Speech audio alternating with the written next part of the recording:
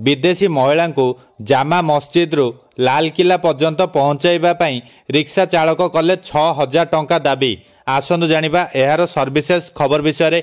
भारत में पर्यटकों संख्या वृद्धि करने पई अतिथि देवो भवर स्लोगान रही। जेतेबेले केही पर्यटक भारत आसी थांती आम देशर छवि को मनरे धरी नहीं जाई थांती। पर्यटक माने हेउछंती आम देशर अतिथि, किंतु समय समय आम देश में एमिति किछि लोक अछंती जेउ मानक पई अतिथि देवो भवर थिबा छवि रे दाग लागि जाय थाए।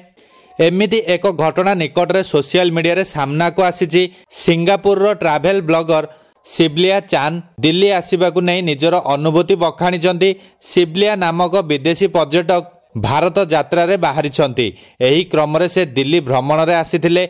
एठारे तांको सहित जड़े रिक्शा चालक खराब व्यवहार करिथिबा से अभियोग करिसंती। शिवलिया दिल्ली यात्रा को नहीं कहिसंती दिल्ली बुलिबाकू इच्छा करिथिली, तेणु दिल्ली रे पहुंचीबा परे मु जड़े रिक्शा चालकों को भेटिथिली।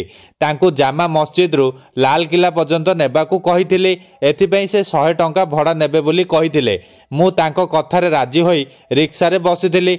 जामा मस्जिद्रु लालकिला पर्यंत पहुंचीबा परे रिक्शा चालक 100 टंका नेबा पई मना कर देइथिले। से मोठारू भड़ा बाबद को 6000 टंका दाबी करथिले।